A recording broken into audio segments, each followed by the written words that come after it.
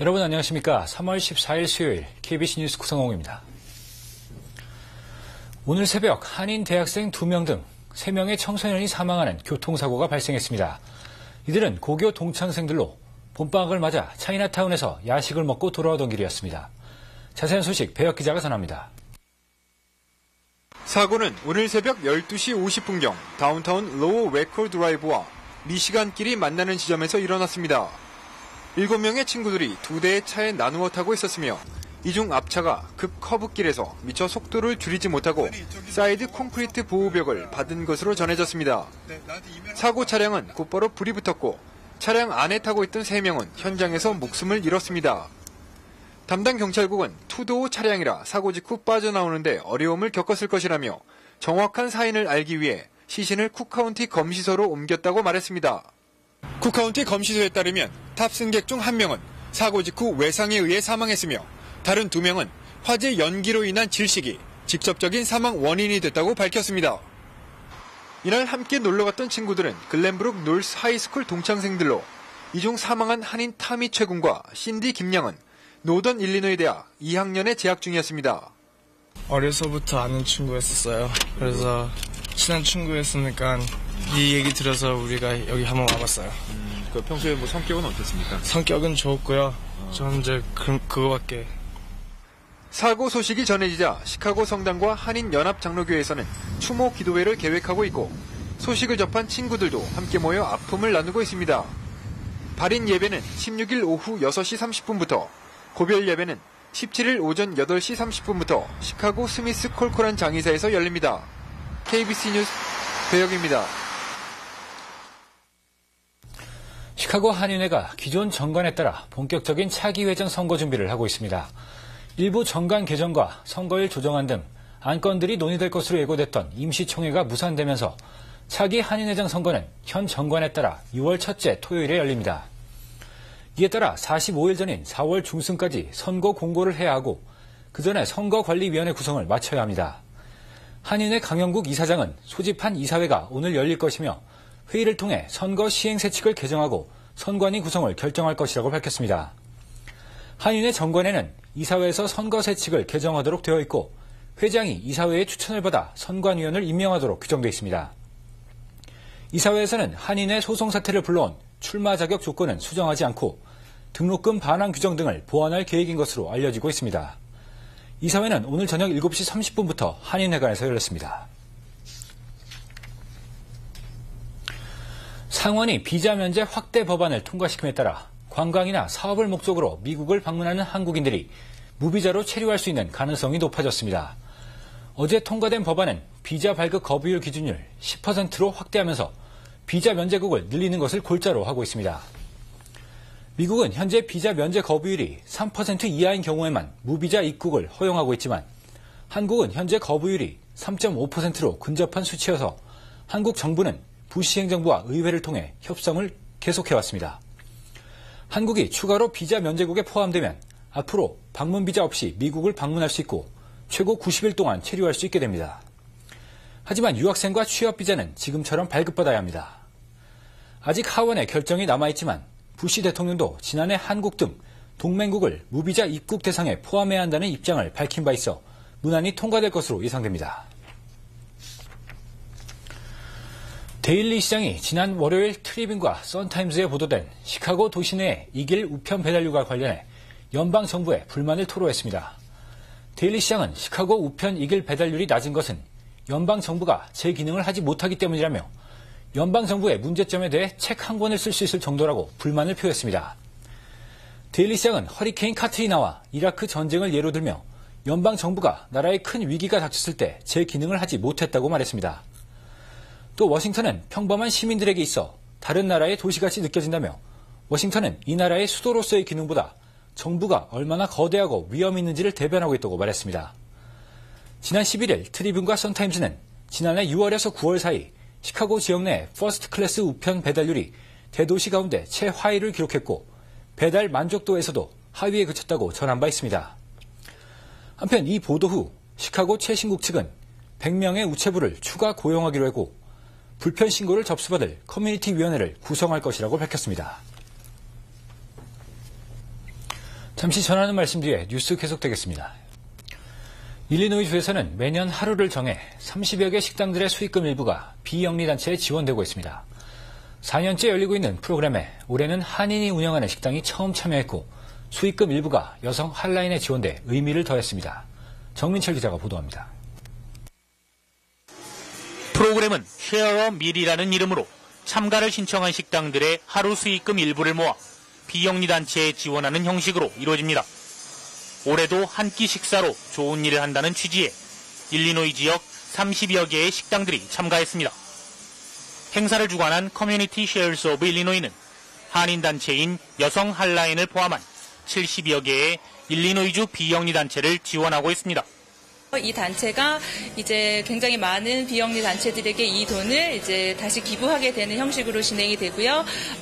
지금 저희가 하고 있는 그다음에 여성 핫라인이 유일하게 한인 비영리 단체 중에 여기 지금 행사에 참여하고 있고 또 저희가 오늘 식당을 찾은 고객들은 협회에 기부를 하거나 자신이 원하는 특정 비영리 단체를 지정해 기부를 할 수도 있습니다. 올해는 특히 한인이 운영하는 일식당이 처음 참여해 작년부터 프로그램의 지원을 받고 있는 한인단체 여성 핫라인을 후원했습니다. 직원들도 식당을 찾은 고객들에게 일일이 홍보 책자를 나눠주며 이번 프로그램의 취지를 설명했습니다. 한 고객의 제의를 받고 프로그램에 기꺼이 참여했다는 업소 대표는 당일 매상의 30%를 여성 핫라인에 기부했습니다. 오늘 그 하루 매상 한 3,400, 4,000불 사이에서 한 30%를 도네이트 할 겁니다. 또 도움이 된다면은 뭐 언제든지 이렇게 계속 하고 싶습니다. 여성 핫라인 관계자들도 자원봉사로 참여해 식당을 찾은 고객들에게 프로그램의 취지를 알렸습니다. 한 끼의 식사가 이날 하루만큼은 남을 돕는다는 이웃 사랑의 의미를 더했습니다. KBC 뉴스 정민철입니다. 일리노이대 스프링필드 캠퍼스가 온라인 수업 강화 프로그램인 글로벌 캠퍼스 실시를 경고하고 나섰습니다. 지난 학기에만 전체 학생의 40%에 달하는 2,100여 명이 한 과목 이상의 온라인 수업을 청강했던 스프링필드 캠퍼스가 이 프로그램을 반대하는 이유는 프로그램이 도리어 교육의 질적 저하를 가져올 확률이 높다고 분석했기 때문입니다. 스프링필드 캠퍼스 이사회의 테리 보덴헌 부이사장은 프로그램이 시간제 강사 고용 등을 포함하고 있어 교육의 질적 저하가 우려되고 연 $10,000,000가 들어갈 프로그램이 자칫하면 캠퍼스에 치명적인 악영향을 줄 수 있다고 우려했습니다. 현재 스프링필드 캠퍼스 이사회는 온라인 수업 확대 필요성은 인정하기 때문에 글로벌 캠퍼스의 기본적인 개념에 대해선 지지하고 있다며 프로그램의 수정을 통해 경쟁력 있는 프로그램을 준비해야 한다고 주장하고 있습니다. 한편 이 대학 이사회는 지난 13일 글로벌 캠퍼스의 2008년 1월 시행을 결정하고 준비에 착수해온 것으로 알려졌습니다. 일리노이주의 평균 주택보험료가 전국에서 중위권인 것으로 나타났습니다. 전미보험커미셔너 연합에 따르면 가장 최근에 집계가 끝난 2004년 주택보험료 현황을 기준으로 일리노이주는 가구당 평균 $659로 50개 주 중 26위를 차지한 것으로 나타났습니다. 이는 전국 평균인 $729보다 낮은 수치입니다. 주택보험료가 가장 높은 주는 매년 허리케인의 공격을 받는 텍사스로 $1,362를 기록했고 허리케인 카트리나의 여파로 보험료가 치솟고 있는 루이지애나도 $1,074로 2위를 차지했습니다. 또 토네이도 피해와 허리케인 피해가 큰 오클라호마와 플로리다가 $991와 $929로 3위와 4위에 올랐습니다.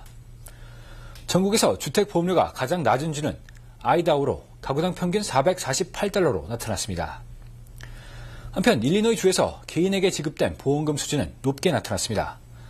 2004년 일리노이의 중간 주택보험금은 $175,000로 캘리포니아와 함께 전국 최고 수준으로 나타났습니다. 서브프라임 모기지 회사들이 잇따라 파산 위기에 빠지면서 모기지 부실 문제가 금융권 전체로 확산되고 있습니다. 연방검찰의 조사를 받고 있는 뉴센츄리 파이낸셜은 $84억 달러에 투자은행의 환매 요청을 감당할 수 없다고 밝혀 사실상 파산을 선언했습니다. 또 다른 대형 서브프라임 모기지 회사 컨트리와이드 파이낸셜은 계약금이나 소득 검증 절차를 생략하는 주택대출에 대한 융자를 중단시켰습니다. 이 조치는 지난해 4분기 미국의 서브프라임 모기지 연체율이 지난 4년여 만에 최고치를 기록했다는 공식 발표가 나오는 이루어졌습니다. 이처럼 부동산 경기 침체가 장기화되면서 주택 차압률도 증가하고 있습니다. 연구에 따르면 지난 8년간 취급된 총 600만 개 모기지에 대한 분석 결과 과거 2년 사이에 취급된 모기지 5개 중 하나가 주택 차압 대상인 것으로 밝혀졌습니다. 네트워크 뉴스입니다. 최근 대머리를 치료하는 레이저 빛이 식품의약청의 C판 승인을 받으면서 레이저 치료법에 대한 관심이 높아지고 있습니다. 탈모 레이저 치료법 어떤 것인지 KBS LA 이현옥 기자가 보도합니다. 35년 전부터 머리가 빠지기 시작한 한의사 최모 씨. 젊은 시절부터 대머리로 사는 것을 숙명이라 여기며 별다른 치료를 받지 않았습니다. 그런데 한방약 복용을 병행하며 레이저 치료를 받은 뒤 매끈했던 두피에 머리카락이 한 가닥 두 가닥씩 솟기 시작했습니다. 한방 치료하고 레이저 치료를 같이 겸해서 지금 치료를 하고 있는데 한 2달 딱 되는데 현재 머리도 많이 나 있고 그다음에 흰 머리가 검은 머리로 변하고 아주 신비할 정도로 이렇게 되는데 이 레이저 치료는 우선 컴퓨터로 두피 상태를 확인하는 과정을 거칩니다. 그리고 500개의 레이저가 모낭세포를 자극하면서 탈모의 원인으로 알려진 남성 호르몬 테스토스테론의 변환을 막아줍니다. 또 약했던 모낭에 산소 공급이 이루어져 탈모가 방지됩니다. 이 막히고 모근이 약해지고 병들어서 생기는 것이 탈모의 원인이라고 생각이 됩니다. 그런데 그 레이저를 쏘임으로써 그 세포를 자극하고 모근을 튼튼하게 해줌으로써 자생력을 키워줍니다. 그래서 모근 자기 스스로 자생할 수 있는 그런 능력이 생기는 겁니다. 특히 레이저 치료법이 최근 FDA의 승인을 받으면서 고칠 수 없는 질환으로 여겨온 환자들 사이에서 높은 관심이 일고 있습니다. 그 세면대 그 하얀 데가 보기 싫을 정도였었는데 요새는 진짜로 그냥 이렇게 쉬어봐요. 그러면 한 10개 정도?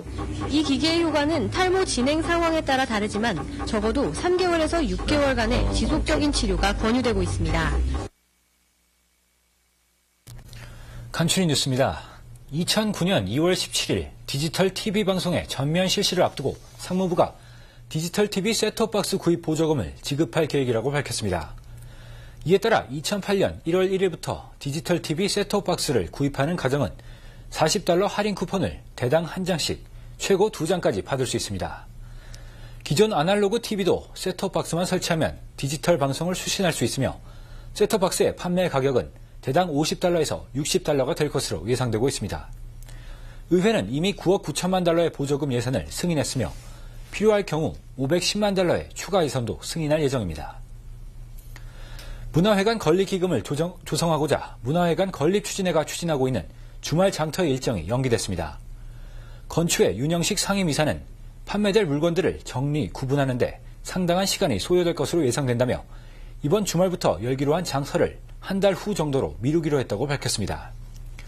현재 서적과 아동복, 가전제품 등 다양한 물품들이 주말 장터를 위해 기부되고 있는 것으로 알려졌습니다.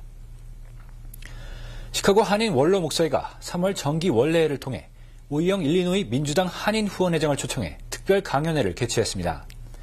오희영 후원회장은 미국 정치와 바람직한 한미 관계라는 주제로 대선을 앞두고 있는 현 미국 정치의 정세와 민주당 대선 후보들의 선거전 등에 대해 강연했습니다.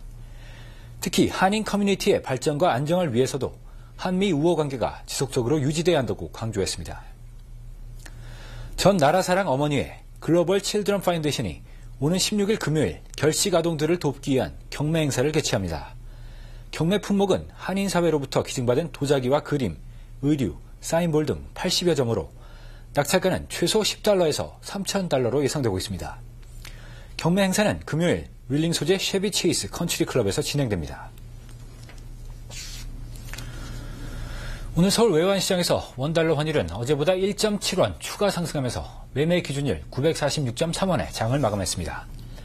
현재 환율로 미국에서 한국으로 송금할 때는 달러당 937.1원, 한국에서 미국으로 송금할 때는 955.5원입니다. 한국에서 달러를 원화로 바꿀 때는 달러당 929.74원, 원화를 달러로 바꿀 때는 962.86원입니다.